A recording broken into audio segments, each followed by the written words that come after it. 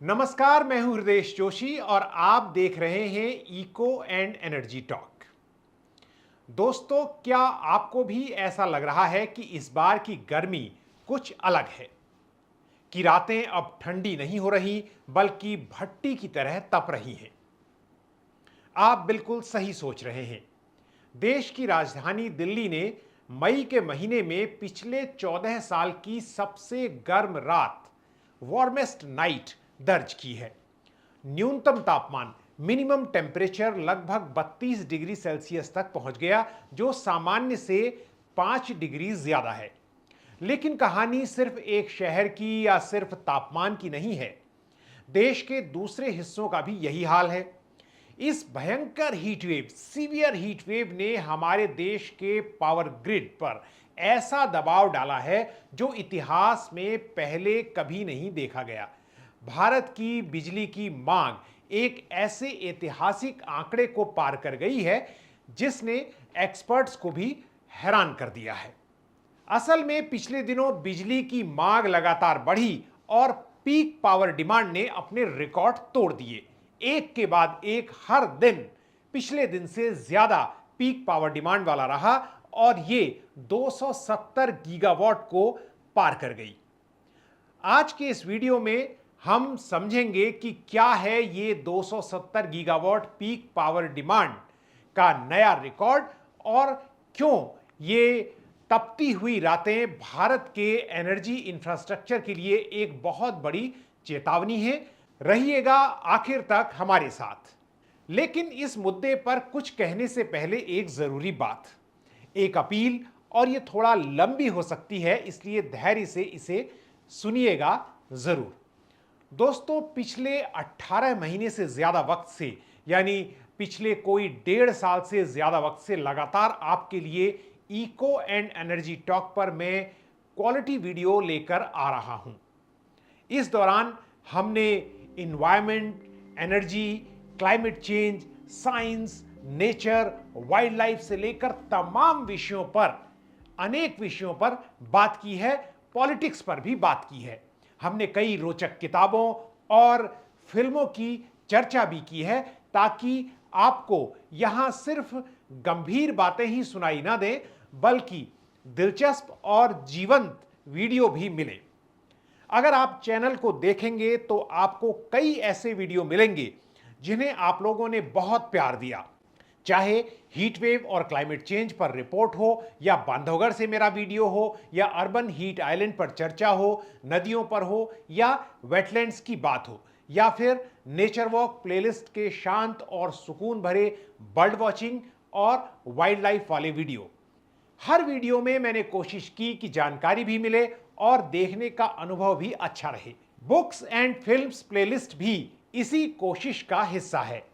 आप सभी ने मुझे अब तक बहुत समर्थन दिया है, उसके लिए आप सभी का तहे दिल से शुक्रिया। लेकिन आज मैं आपसे एक छोटी सी अपील करना चाहता हूं। अगर आप चाहते हैं कि यह चैनल पूरी तरह से स्वतंत्र और सेल्फ डिपेंडेंट बन सके, तो कृपया आप इसकी मेंबरशिप लें, यानी इसे ज्वाइन करने पर विचार करें। खासकर स्टूडेंट, कॉम्पिटिटिव एग्जाम के एस्पिरेंट्स और नॉलेज सीकर्स के लिए यह कंटेंट बहुत ही उपयोगी हो सकता है। मैं आपसे किसी बड़े अमाउंट की अपील नहीं कर रहा हूं, ना तो 500 रुपए, ना 300 रुपए, ना ही 100 रुपए। सिर्फ 59 रुपीज, 59 रुपए प्रति महीना, यानी इको लवर मेंबरशिप। और सबसे अच्छी बात, आप कभी भी कैंसिल कर सकते हैं। मेरा विश्वास है कि अगर 5000 लोग भी इस मिशन में मेरे साथ जुड़ जाएं तो यह चैनल पूरी तरह से सेल्फ डिपेंडेंट हो सकता है। और आप ये मत सोचिए कि आप कोई डोनेशन कर रहे हैं। ये एक स्वतंत्र, एजुकेशनल, इंफॉर्मेटिव प्लेटफॉर्म में आपका इन्वेस्टमेंट है, जो इन्वायरमेंट, साइंस और नेचर की बात ईमानदारी से, निष्पक्षता से और तथ्यों के साथ आपके सामने रखेगा। मेरा वादा है कि अगले कुछ महीनों में YouTube लाइव के जरिए आपके सवालों के जवाब भी दूंगा, और जो स्टूडेंट्स चाहते हैं उनके लिए क्लासेस भी हो सकती हैं। इसका आइडिया आपको मुझे देना होगा। वापस लौटते हैं आज के विषय पर। गुरुवार की रात को दिल्ली के सफदरजंग मौसम केंद्र पर न्यूनतम तापमान 31.9 डिग्री सेल्सियस रिकॉर्ड किया गया। आखिरी बार इससे गर्म रात मई 2012 में दर्ज की गई थी। अब आप सोचेंगे कि वार्मेस्ट नाइट या गर्म रात का क्या मतलब है। मौसम विज्ञान की भाषा में जब दिन का तापमान 40 डिग्री के ऊपर हो और रात का न्यूनतम तापमान सामान्य से 4.5 से 6.5 डिग्री से ज्यादा हो तो उसे वार्म नाइट घोषित किया जाता है। सोचिए, रात के वक्त जब सूरज नहीं होता तब भी तापमान 32 डिग्री के आसपास बना हुआ है। इसका मतलब है कि हमारे घरों की दीवारें, कंक्रीट की सड़कें और इमारतें दिन भर गर्मी को सोख रही हैं और रात में उसे बाहर निकाल रही हैं। इसे अर्बन हीट आइलैंड इंपैक्ट भी कहते हैं और इस पर एक वीडियो पहले मैं कर चुका हूं, आप उसे देख सकते हैं। उसका लिंक डिस्क्रिप्शन बॉक्स में आपको दिया जा रहा है। अब इन गर्म रातों का नतीजा क्या होता है? बिना एसी या कूलर के सो पाना जब नामुमकिन हो जाता है तो उसका असर आपके स्वास्थ्य पर पड़ता है और फिर वही असर आपकी प्रोडक्टिविटी और देश की जीडीपी पर पड़ता है। उन लोगों के बारे में सोचिए जो खुले में काम करते हैं, जैसे कंस्ट्रक्शन वर्कर्स या रिक्शा खींचने वाले, ऑटो चलाने वाले या डिलीवरी बॉय। लेकिन यहीं से शुरू होती है हमारी एक और बड़ी और असली चुनौती, जो है बिजली का संकट। जब करोड़ों लोग एक साथ अपने घरों और दफ्तरों में एयर कंडीशनर और कूलर ऑन करते हैं तो पावर ग्रिड पर लोड अचानक आसमान छूने लगता है। इस भयंकर हीटवेव के कारण गुरुवार दोपहर 3:45 पर भारत की पीक पावर डिमांड 270.82 गीगावाट तक पहुंच गई। यह भारत के इतिहास में अब तक की सबसे ज्यादा बिजली की मांग है। लगातार 4 दिनों से भारत हर दिन अपना पिछला रिकॉर्ड तोड़ता रहा। बहुत संभव है कि जब आप इस वीडियो को देख रहे हो तो 270.82 गीगावाट की ये पीक पावर डिमांड का जो रिकॉर्ड बना वो भी टूट चुका हो। लेकिन राहत की बात यह रही कि पावर ग्रिड ने इस भारी डिमांड को कमोबेश सफलतापूर्वक पूरा किया। अब सवाल उठता है कि इतनी बिजली आई कहां से? यहां एक बहुत ही दिलचस्प और सकारात्मक बदलाव देखने को मिला। दोपहर के वक्त जब मांग सबसे ज्यादा थी तब हमारी बिजली कुल उत्पादन का, जो हमारी कुल बिजली उत्पादन है उसका कोई 32% हिस्सा अकेले सोलर एनर्जी, सोलर पावर से यानी सौर ऊर्जा से पूरा हुआ। दोपहर के समय सोलर पावर ने अकेले 80 गीगावाट बिजली ग्रिड में भेजी। लेकिन कहानी में एक बड़ा ट्विस्ट है। दिन में तो सूरज की रोशनी है जिससे हम पूरा जो भरपूर सोलर एनर्जी का उपयोग कर पाते हैं वो हमें मिल पाती है और कोयले बिजली घरों में, कोयला बिजली घर यानी कोल पावर प्लांट्स में दबाव कम रहता है। लेकिन जैसे ही शाम होती है और सूरज ढलता है सोलर पावर मिलनी हमें बंद हो जाती है, यानी जीरो। पर क्या तापमान कम होता है? जैसा कि हमने वीडियो के शुरुआत में आपको बताया, रातें तो 14 साल में सबसे ज्यादा गर्म हो चली हैं। यानी रात में आपको एसी भी चाहिए, कूलर भी चाहिए, पंखे भी चाहिए और दूसरे गैजेट तो चलते ही हैं। यही हमारे सोलर एनर्जी एक्सपर्ट्स के लिए सबसे बड़ी फिक्र का विषय है, या कहें सरकार के लिए सबसे बड़ी फिक्र का विषय है, पॉलिसी मेकर्स के लिए।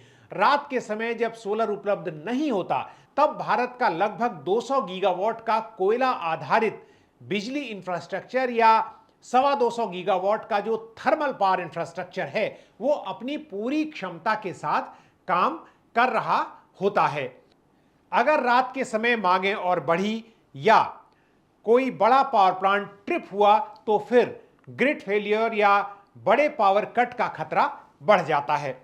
तो इस संकट का समाधान क्या है? मैंने इसे लेकर पहले एक वीडियो किया है एम्बर की एक्सपर्ट रुचिता शाह के साथ, और हमने इस बारे में बात डॉक्टर अजय माथुर से भी की है, जो पहले इंटरनेशनल सोलर अलायंस के प्रमुख रह चुके और अभी आईआईटी दिल्ली से जुड़े हुए हैं। ये दोनों वीडियो आप जरूर देख सकते हैं, इनके लिंक हम यहां शेयर कर रहे हैं। लेकिन फिर भी जरूरी बातें मैं एक बार फिर से दोहरा सकता हूं। ग्रिड की फ्लेक्सिबिलिटी पर हमें काम करना होगा, यानी ग्रिड अधिक उतार चढ़ाव को झेल सके। बैटरी और पंप हाइड्रो स्टोरेज, इस पर काम करना बहुत जरूरी है और कोशिश भी की जा रही है। यानी दिन में हमें जो एक्स्ट्रा सोलर एनर्जी मिलती है जिसका हम इस्तेमाल नहीं कर पाते, उसे हम बैटरी में स्टोर करें ताकि रात के वक्त डिमांड बढ़ने पर उसे इस्तेमाल किया जा सके। इसके लिए सरकार को स्टोरेज प्रोजेक्ट्स में तेजी लानी होगी। इससे होगा क्या कि कोल पर हमारी निर्भरता भी घटेगी, जिससे ग्लोबल वार्मिंग और पोल्यूशन जैसी समस्याओं से निपटने में भी हमें आसानी होगी। इसके अलावा ट्रांसमिशन लाइंस का जाल बिछाना और उसे बढ़ाना एक बहुत बड़ी जरूरत है और इसके लिए कुशल भूमि अधिग्रहण को भी हमें अपनाना होगा, नीतियों को अपनाना होगा, राज्यों को साथ लेना होगा, केंद्र सरकार को। एक और बात है टाइम ऑफ डे टैरिफ, यानी स्मार्ट मीटर्स के जरिए उपभोक्ता को, जो कंज्यूमर को प्रेरित करना होगा कि वे भारी बिजली उपकरणों का इस्तेमाल पीक आवर्स यानी शाम को या रात को करने के बजाय जब सोलर पावर प्रचुर मात्रा में उपलब्ध है यानी दिन के वक्त करें। हालांकि स्मार्ट मीटर्स को लेकर पिछले दिनों कंज्यूमर्स ने परेशानी की शिकायत की, खासतौर से यूपी में, और उसका निवारण भी जरूर होना चाहिए। एक उपाय यह भी सुझाया जाता है कि बिजली कंपनियां यानी जो डिस्कॉम हैं वो आर्टिफिशियल इंटेलिजेंस एआई के जरिए इस बात का बेहतर अंदाजा लगाएं कि कब किस इलाके में कितना लोड बढ़ने वाला है, ताकि ट्रांसफार्मर खराब होने से बचाए जा सके और बिजली आपूर्ति सुचारू तरीके से हो। दोस्तों, क्लाइमेट चेंज अब कोई भविष्य की चेतावनी नहीं है, ये हमारा आज बन चुका है। हमें अपनी लाइफस्टाइल और अपने एनर्जी इंफ्रास्ट्रक्चर दोनों को इस बदलते मौसम के हिसाब से अपग्रेड करना ही होगा। आपको क्या लगता है, क्या आपका शहर भी इस बिजली की मांग और गर्मी को झेलने के लिए तैयार है? वहां कितने पावर कट्स हो रहे हैं, हमें जरूर बताइए। हम आपकी बात को एम्पलीफाई करने की कोशिश करेंगे।